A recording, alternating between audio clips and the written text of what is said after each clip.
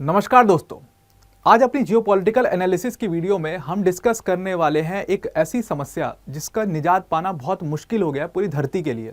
हम बात करने वाले हैं आज जियोपॉलिटिकल एनालिसिस की अपनी वीडियो में क्लाइमेट चेंज के बारे में, और क्लाइमेट चेंज की वजह से क्या इंपैक्ट हमारे धरती पर पड़ रहा है, उन सारी चीज़ों के बारे में करने वाले हैं। लेकिन ये वीडियो जो है वो हमारी चाइना बेस्ड वीडियो है कि चाइना जो है किस तरीके से चाइना की जो धरती है वो सिंक कर रही है, पानी का जो लेवल है वो बढ़ते जा रहा है और चाइना की धरती को कवर करते जा रहा है। उस रिपोर्ट के ऊपर हम आज बात करने वाले हैं। लेकिन ये सिर्फ चाइना के लिए प्रॉब्लम नहीं है, ये भारत के लिए भी उतनी ही प्रॉब्लम है जितना चाइना के लिए है, यूएसए के लिए भी प्रॉब्लम है, हर देश के लिए ये प्रॉब्लम है।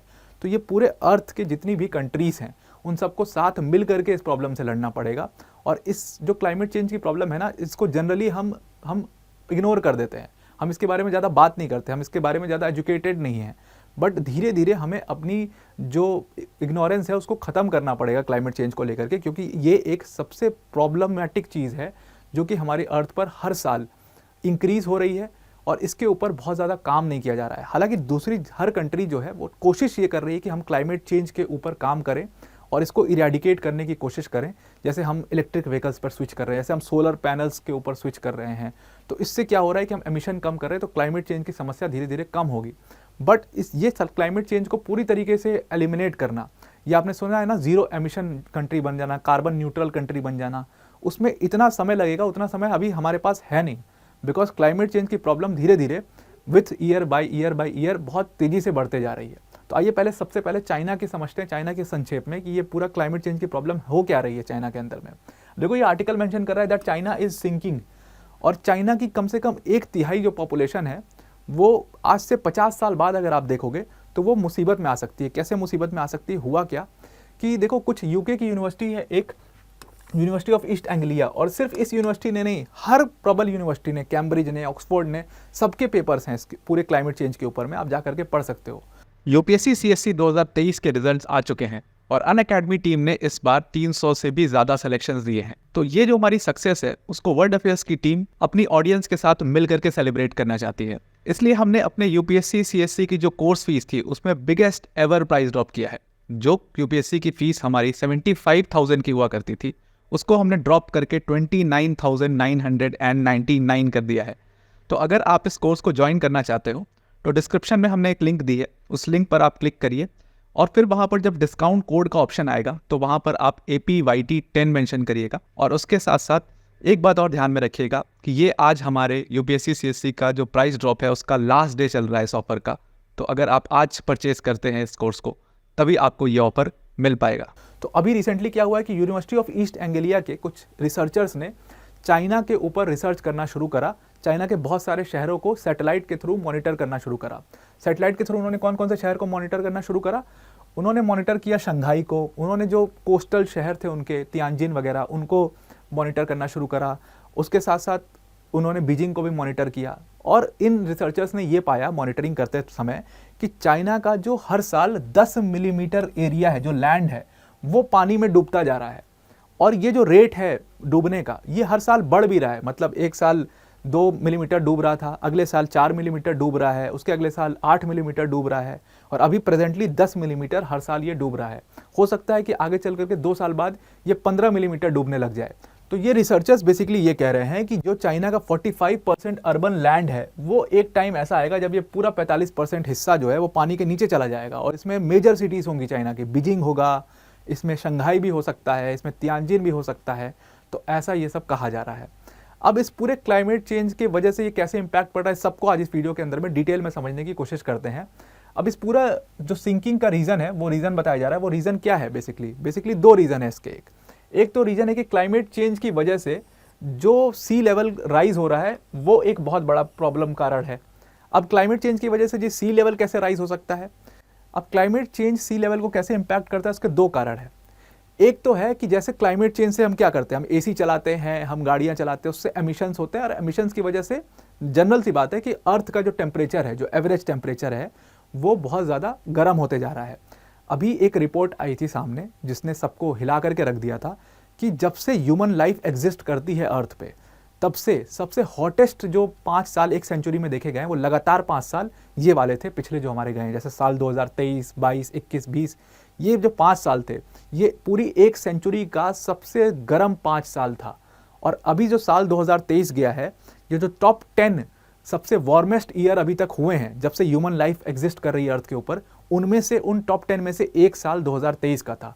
और कहा यह जा रहा है कि 2024 ये तो अभी बहुत ठंडा साल है, मतलब अभी तो ये बहुत अच्छी स्थिति है, आगे 40-50 साल बाद स्थिति इतनी खराब हो जाएगी कि आपके लिए सर्वाइव करना मुश्किल हो जाएगा गर्मी में।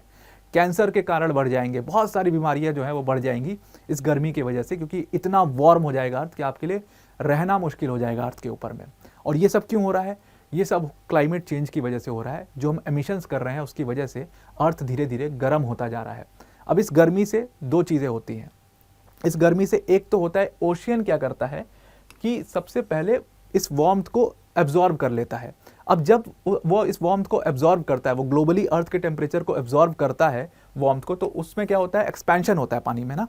तो अब जैसे ये एक्सपेंशन होता है तो पानी का वाटर लेवल राइज हो जाता है। तो ये एक पहला कारण है सी लेवल के राइज होने का। दूसरा कारण ये है सी लेवल के राइज होने का, सिंपल कारण है कि जब गर्मी बढ़ती है अर्थ पे, तो जब गर्मी बढ़ेगी तो जो हमारे ग्लेशियर्स हैं वो गलेंगे, और वो गल करके उनका पानी जो है वो पानी में जा करके मिलेगा, तो सी लेवल राइज हो जाएगा। तो ये दो तरीके हैं। अब जो ये दूसरा वाला ग्लेशियर वाला तरीका है ना, ये हमें कभी फील ही नहीं होता, ठीक है। अब जैसे क्लाइमेट चेंज ना हमें डायरेक्टली फील नहीं हो सकता। जैसे हम एसी चला रहे हैं, अब हमारे सामने ग्लेशियर तो है नहीं कि हमें दिखेगा कि एसी चलाया हमने तो ग्लेशियर गलना शुरू हो गया, अरे यार एसी बंद कर देते हैं, ऐसा तो कुछ समस्या है नहीं, तो हमें डायरेक्टली फील ही नहीं हो पाता। ग्लेशियर कहीं पर गल रहा है, एसी हम यहाँ पर चला रहे हैं, तो डायरेक्ट जो है हम फील नहीं होता। हमें तो वही चीज़ें फील होती है ना डायरेक्ट। जब कोई आएगा आपको रोज़ एक झापड़ मारेगा तो आप कहोगे कि यार ये बहुत बुरा इंसान है, रोज़ मुझे मारता है। अब कोई आपको धीरे धीरे कोई चीज़ हो रही है तो आपको पता ही नहीं लगेगी। तो वही हाल है ग्लेशियर्स के गलने का। अब जैसे यूएसए में एक रिसर्च हुई थी, यूएसए में भी 1 साल पहले 2 साल पहले एक रिसर्च के रिपोर्ट बाहर आई थी कि बहुत देर से साइंटिस्ट जो है उस पर रिसर्च कर रहे थे आर्टिक आइस के ऊपर में। तो उन्होंने रिसर्च करके ये पाया, देखो एक प्रोसेस होता है कि ओशियन जो है वो सारी हीट को एब्जॉर्ब करता है, और उस हीट को एब्जॉर्ब करने के बाद आइस जो है वो मेल्ट होने शुरू होती हैं। जब गर्मी का सीजन आता है तो मेल्ट होती हैं, और मेल्ट होते होते सितंबर तक के महीने में जा करके वो अपने सबसे छोटे साइज़ में आ जाती है आर्टिक आइस। अब वापस से सितंबर के बाद से जब ठंड शुरू होती है तो ठंड के में वो फिर से अपने शेप को रिगेन कर लेती हैं। तो ये एक प्रॉपर साइकिल चलती थी। लेकिन रिसर्चर्स ने क्या पाया इस पूरे साइकिल में कि ये साइकिल जो है वो 1979 के बाद से साल 2018 तक उन्होंने स्टडी करी, और उसमें इन्होंने ये पाया कि जो आर्टिक आइस है वो तो अपना शेप रिगेन कर ही नहीं पा रही है। जैसे अभी आपके स्क्रीन पर एक वीडियो दिखाई दे रही होगी। अब इस वीडियो में देखो कि ये रिसर्चर्स ने बताया है, इसको सैटेलाइट के थ्रू ये पूरी इमेज ली गई है कि किस तरीके से आर्टिक आइस 1979 से 2018 तक की पूरी इमेज है कि आर्टिक आइस ने अपना ओरिजिनल शेप लूज करना शुरू कर दिया है। मतलब वो जितना गल रही है उतना ज़्यादा वो दोबारा से जम नहीं रही है। इसका मतलब क्या है कि हमारा जो एवरेज टेम्परेचर है अर्थ का, वो हर साल बाई साल और ज़्यादा गर्म होते जा रहा है, जिसकी वजह से ऐसी हालत हो रही है। अब ऐसी हालत की वजह से क्या होगा कि गल जब ज़्यादा रहे हैं ग्लेशियर्स तो सी लेवल ऑब्वियसली से राइज करेगा। तो एक तो ये कारण है कि चाइना की सिटीज़ जो हैं वो डूब रही हैं। अब ये कारण सिर्फ चाइना के लिए नहीं है, एक थ्योरी इसमें इंडिया की भी है। अब रिसर्चर्स ये मानते हैं कि इंडिया में जो तट पर मौजूद हैं शहर, जैसे मुंबई, गोवा, ये सब शहर हैं, वो एक टाइम ऐसा आएगा कि वो पानी में पूरी तरीके से डूब जाएंगे अगले 40-50 सालों बाद, क्योंकि सी लेवल जो है वो राइज हो रहा है। और दूसरा थ्योरी एक और ये कहती है कि सोमालियन प्लेट जो है वो टूट करके जाएगा, और वो आ करके इंडिया से इतना तेज़ी से टकराएगा कि इंडिया में बड़े बड़े पहाड़ बन जाएंगे। वो एक सफ़ेद रेगिस्तान, जैसे तिब्बत है वो सफ़ेद रेगिस्तान की तरह हो जाएगा। और ये भी एक थ्योरी है। तो आप ये इन थ्योरीज़ को नकार नहीं सकते हो पूरी तरीके से, क्योंकि ये थ्योरीज़ धीरे धीरे काम करती हैं, और हो सकता है जब तक आप जिंदा बचो भी नहीं तब जा करके इसका इम्पैक्ट दिखाई दे। तो हमें एज अ पर्सन, हमें as a human being in theories के ऊपर सोचना चाहिए, और क्लाइमेट चेंज को इरेडिकेट करने के लिए कोशिश करनी चाहिए, जैसे कंट्रीज़ अब करना शुरू कर रही हैं। ईवी व्हीकल्स, सोलर पैनल्स, ये सारी चीज़ें उसी क्लाइमेट चेंज को इरेडिकेट करने के लिए, उसके इम्पैक्ट को इरेडिकेट करने के लिए कंट्रीज़ कर रही हैं। तो एक कारण तो ये हो गया कि सी लेवल राइज हो रहा है, उसकी वजह से चाइना के प्रमुख शहर डूब रहे हैं। दूसरा एक और कारण है इसमें, दूसरा कारण है, उसको कहते हैं हम सब्सिडेंस। अब सब्सिडेंस क्या होता है? सब्सिडेंस को जोग्राफिकल टर्म है ये, अगर आसान भाषा में समझना है तो आप इस डायग्राम से समझने की कोशिश करिए। अब बेसिकली क्या होता है कि हमारा जो अर्थ है वो पूरी तरीके से उसका क्रस्ट जो है वो पैक्ड होता है, उसमें पानी भी होता है, सेडिमेंट्स भी होते हैं, तो वो बहुत क्लोजली पैक्ड होते हैं। अब वो पैक्ड होने की वजह से क्या होता है कि बीच में पानी है, तो पैक्ड होने की वजह से क्या होता है कि एक लेवल होता है फ्लोर का। अब हमने क्या किया कि ग्राउंड वाटर को यूज़ करना शुरू किया। ऑब्वियसली यूज़ करेंगे तो हम क्या करते हैं कि ज़मीन से पानी निकालते हैं, उसको हर जगह पर यूज़ करते हैं, पीने के लिए यूज़ करते हैं, तमाम चीज़ों पे यूज़ करते हैं। तो उस ग्राउंड वाटर को जब हमने निकाला और उसको हम कई 100 सालों तक निकालते रहे, तो अब क्या हुआ कि इस पूरे नीचे के ग्राउंड वाटर का हमने पानी ख़त्म कर दिया है एक पर्टिकुलर लैंड का।